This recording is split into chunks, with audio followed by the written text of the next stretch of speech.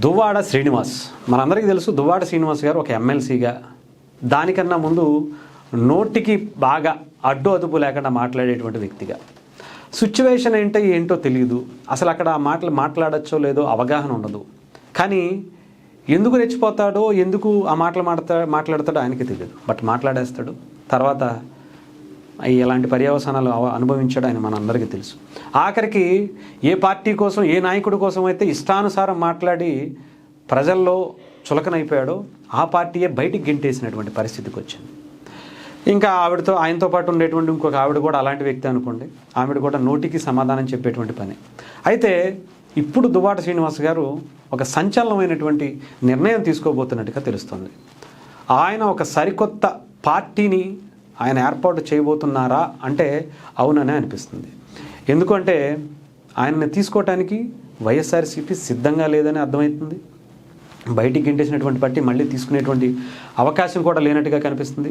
ఆ పార్టీలోనే ఆయనకి శత్రువులు ఉన్నారని చెప్పేసి ఆయనే డైరెక్ట్గా చెప్తున్నారు. ఇంకొక పక్క టీడీపీతో వెళ్ళేటువంటి అసలు ఆలోచన ఆయనకి లేదు, తీసుకునేటువంటి ఆలోచన టీడీపీ పార్టీకి కూడా అంతకన్నా లేదు.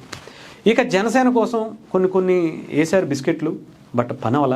ఎందుకంటే పవన్ కళ్యాణ్ గారు అలాంటి వ్యక్తుల్ని, అంటే పూటకో మాట రెండు నాలుకలు ఉండేటువంటి వ్యక్తుల్ని, రాజకీయాల కోసం ఏ ఎండ పడితే ఆ ఎండకి వెళ్ళేటువంటి వ్యక్తుల్ని పవన్ కళ్యాణ్ గారు దగ్గరకు కూడా రానివారు. కనీసం ఆ చుట్టుపక్కల కూడా తిరగనిచ్చేటువంటి పరిస్థితి లేదు. ఇంకేం చేయాలి? బీజేపీ పార్టీయా కూటమి ప్రభుత్వంలో కలిసి ఉన్నటువంటి దాంట్లో తీసుకోవాలంటే, అది కూడా అలాంటి భావజాలం కలిగినటువంటి వ్యక్తిని తీసుకోవాలంటే కొంత కష్టమే. సో ఏం చేయాలో అర్థం కావట్లా. వేరే పార్టీలు ఏముంటాయి? కేఏపల్ పార్టీగా వెళ్ళలేరు, ఇంకొక పార్టీనా ఏమీ లేవు, సిపిఎంలా అంత లేదు. సో మనకి ఏం చేయాలో అర్థం కావట్లా. అందుకనే ఆయన రీసెంట్గా కొన్ని వివాదాస్పదమైనటువంటి వ్యాఖ్యలు చేసుకుంటూ నన్ను ఎవరో ఏదో చేయబోతున్నారు, నన్ను లేపేయడానికి ప్లాన్ చేశారు, అది ఇది అనుకుంటూ బయటకు వచ్చి హల్చల్ చేసి ఒక కొత్త పార్టీ మనమే పెట్టేద్దాం, బీసీ నినాదం మనమే పట్టుకుందాం అని చెప్పి ఆయన ముందుకు వచ్చినట్టుగా కనిపిస్తుంది. శ్రీకాకుళం కావచ్చు, ఉత్తరాంధ్రలో ఎక్కువగా కులాలకు సంబంధించినటువంటి, ఈవెన్ ఆంధ్రప్రదేశ్ రాజకీయాల్లో ఎక్కువగా ఉంటుంది అనుకోండి, ఉత్తరాంధ్ర రాజకీయాల్లో ఇంకా ఎక్కువ స్థాయిలో కనిపిస్తూ ఉంటుంది. మా సామాజిక వర్గానికి సంబంధించినటువంటి వ్యక్తే అతనికైతేనే మేము ఓటేస్తామనేటువంటి సందర్భాలు ఉన్నాయేమో మరి. అందుకనే ఆయన సామాజిక వర్గాన్ని అడ్డు పెట్టుకుని ఆ కళింగ సామాజిక వర్గానికి ఒక ప్రతినిధిగా ఆయన నిలబడాలి, దానికి ఆయన ఒక పార్టీ పెట్టి బీసీల నినాదాన్ని తీసుకువెళ్ళాలనేటువంటి ఆలోచనలో కనిపిస్తూ ఉంది. మరి ఆల్రెడీ బీసీకి సంబంధించినటువంటి ఇంకొక పార్టీ ఉంది కదా, ఆ పార్టీలో జాయిన్ అవుతారంటే మరి ఆయన కూడా జాయిన్ చేసుకునేటువంటి పరిస్థితి లేదేమో మరి, బీసీవై రామచంద్ర యాదవ్ గారు. సో అందుకనే ఆయన కూడా ఒక సపరేట్ పార్టీ పెట్టి బీసీలందరినీ ఏకం చేసి, బీసీలు ఇటుపక్క ముఖ్యంగా ఆయన సామాజిక వర్గం అంతా కూడా ఆయన వెనకాల ఉండేలాగా ప్లాన్ చేసుకుంటున్నట్టుగా తెలుస్తుంది. మరి ఏం చేస్తారు ఏంటి అనేది అయితే మనకు తెలియదు. కానీ బట్ పాపం చాలా కష్టపడుతున్నారు. ఏ బూతులతో అయితే అనాలోచితంగా ఇష్టానుసారం మాట్లాడేశారో అవే ఇప్పుడు ఆయనకి రాజకీయ భవిష్యత్తుకి ప్రశ్నార్థకం చేసిపోయినటువంటి పరిస్థితి. ఆఖరికి బిగ్ బాస్ షోల గురించి, బిగ్ బాస్ షోలో చేసినటువంటి కంటెస్టెంట్ల గురించి, బిగ్ బాస్ షోలోకి వెళ్ళి వచ్చినటువంటి వాళ్ళ సహచరణి గురించి మాట్లాడుకోవాల్సినటువంటి పరిస్థితి. ఎందుకంటే ధర్మపత్ని అనలేం కాబట్టి పెళ్లి చేసుకోలేదు. సో ధర్మపత్ని అంటే అసలు ఆవిడ వస్తుంది, ఎందుకంటే ఆవిడకి ఇంకా డైవర్స్ ఇవ్వలేదు కాబట్టి.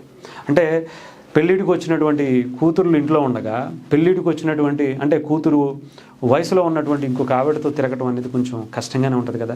జనాలు ఇవన్నీ కూడా యాక్సెప్ట్ చేయలేకపోతున్నారు. వాళ్ళంతా చెప్పుకొచ్చినా కూడా అంత తీసుకోలేకపోతున్నారు. ఆయన నేను గొప్ప నాయకుడిని అనేటువంటి చెప్పుకునేటువంటి భావనలో ఉన్నా కూడా అక్కడ రియాలిటీగా మనం అక్కడ ఎంక్వైరీ చేసుకుంటే ఆయన మీద అంత గుడ్ ఒపీనియన్ లేదు అనేటువంటిది అయితే కనిపిస్తుంది. అలాంటి నిలకడలేనటువంటి వ్యక్తిత్వం, ఇలా కుటుంబాన్ని రోడ్డును పడేసి వదిలేసినటువంటి వ్యక్తికి రాజకీయంగా మా నియోజకవర్గాన్ని ఎలా ఇస్తాం అనేటువంటి ఆలోచనలో ఉండబట్టే నాకు తెలిసి మొన్న ఎన్నికల్లో జగన్మోహన్ రెడ్డి గారు అంతా ఆయనకు సీట్ ఇచ్చి మంచివాడు సౌమ్యుడు అని చెప్పినా కూడా పక్కకు గెంటేసి పంపించినటువంటి పరిస్థితి. ఈవెన్ అందుకనే జగన్మోహన్ రెడ్డి గారు కూడా బయటికి పంపించేశారని కూడా అంటున్నారు. మరి కొత్తగా పార్టీ పెట్టి ఆయన ఎలా ముందుకు వెళ్తారు, ఏ రకంగా పడతారు? పాపం జగన్మోహన్ రెడ్డి గారి కోసం, ఆయన కళ్ళల్లో ఆనందం చూడడం కోసం చేసినటువంటి వ్యాఖ్యలు ఆయనకి ఇంత దుమారాన్ని రేపేటువంటి పరిస్థితి ఉంది. పాపం మధ్యలో జనసేన కోసం అని చెప్పి చాలా ట్రై చేశారు. చిరంజీవి గారిని పొగిడారు. ప్రజారాజ్యం అప్పుడు చిరంజీవి గారు చేసినటువంటి పనుల గురించి చెప్పుకుంటూ వచ్చారు. ఆయనతో ఉన్నటువంటి రిలేషన్ గురించి చెప్పారు. అన్నీ బాగానే ఉన్నాయి. బట్ చిరంజీవి గారిని పొగిడి పవన్ కళ్యాణ్ గారిని తిట్టి వాళ్ళ చిరంజీవి గారి అమ్మని పవన్ కళ్యాణ్ గారి అమ్మని వేరువేరుగా చూసి ఒకళ్ళని తిట్టినట్టు ఒకళ్ళని తిట్టనట్టు మాట్లాడితే బాగోదు కదా. అందుకనే కష్టమే. రాజకీయం అంటే అన్నీ ఉంటాయి. మనం అప్పుడు ఏదో అనాలోచితంగా మందే రాజ్యం మందే రాజకీయం మొత్తం అంతా మనం వేలేద్దాం అనుకుని ఆయన మాట్లాడేసినటువంటి మాటలు ఇప్పుడు ఆయన రాజకీయ భవిష్యత్తుకే ఎసరు పెట్టాయని చెప్పాలి.